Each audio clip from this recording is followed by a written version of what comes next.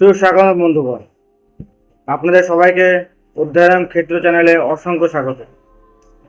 আজকের আমাদের বিষয় হচ্ছে নিট কি এবং এর প্রিপারেশন ঠিক কখন থেকে স্টার্ট করা দরকার। প্রচুর ছেলেমেয়ে আমাকে জিজ্ঞেস করে যে দাদা, নিটের প্রিপারেশন শুরু করার সঠিক সময় কোনটা? আমরা কি ক্লাস 9-10 থেকে ওটা স্টার্ট করে দেবো, নাকি তারও আগে কিংবা তারও পরে স্টার্ট করবো? অ্যাকচুয়াল কখন স্টার্ট করাটা সব থেকে বেস্ট হয়? তো দেখো, নিট অর্থাৎ ন্যাশনাল এলিজিবিলিটি কাম এন্ট্রান্স টেস্ট হলো একটা সর্বভারতীয় অর্থাৎ ন্যাশনাল লেভেলে এন্ট্রান্স এক্সাম, যার মাধ্যমে বিভিন্ন স্টুডেন্টস ডাক্তারি পড়ার জন্য বিভিন্ন মেডিকেল কলেজে ভর্তি হতে পারে নিজেদের অল ইন্ডিয়া র্যাঙ্ক অনুযায়ী। এখন প্রশ্ন হচ্ছে, নিটের প্রিপারেশন ঠিক কখন স্টার্ট করবে? তো দেখো, ক্লাস 9-10 কিংবা তার আগে নিটের প্রিপারেশন স্টার্ট করার কিংবা এটা নিয়ে চিন্তিত হওয়ার কোনো কারণ নেই।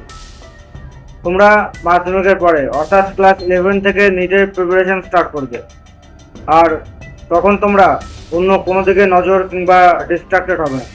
তখন তোমাদের একটাই টার্গেট থাকবে, নিজেদের ক্যারিয়ার তৈরি।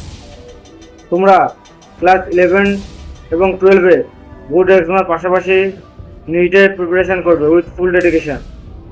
তবে তোমাদের রানিং ইয়ারে নিট ক্র্যাক করার চান্স অনেক গুণ বেড়ে যাবে।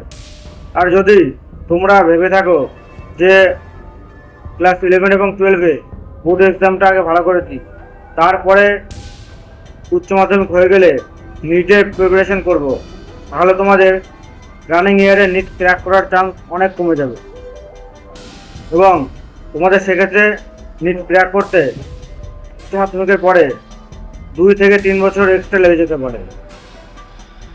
আর তোমাদের একটা কথা অবশ্যই বলে রেখেছে,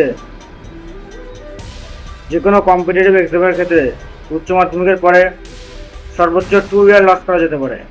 তার থেকে বেশি লস করা মানে, অর্থাৎ যদি গ্যাপ ইয়ার 2 বছরের বেশি করা মানেই স্টুডেন্টটাকে এবার নিজের স্ট্রিম চেঞ্জ করতে হবে। কারণ এখন সে তার জীবনের খুব মূল্যবান সময় নষ্ট করছে।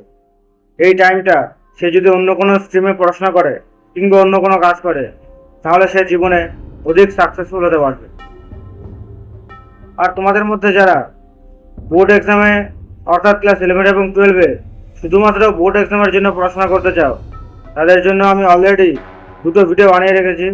তোমরা আমার এই ভিডিও ডেসক্রিপশনে গিয়ে সেখানে লিঙ্ক থেকে ওটা দেখে নিতে পারো। আর এর পরের ভিডিওতে আমরা আলোচনা করব যে কী করে বোর্ড এক্সাম এবং নিটের প্রিপারেশন পাশাপাশি করা যায় সাইমultaneously, যাতে বোর্ড এক্সামে কোনো এফেক্ট না পড়ে, অর্থাৎ বোর্ড এক্সামের জন্য রেজাল্ট ভালো হয় এবং নিটেও রানিং ইয়ারে ক্র্যাক করার চান্স বহুগুণ বেড়ে যায়। তো ততক্ষণ পর্যন্ত আমাদের সঙ্গে থাকুন।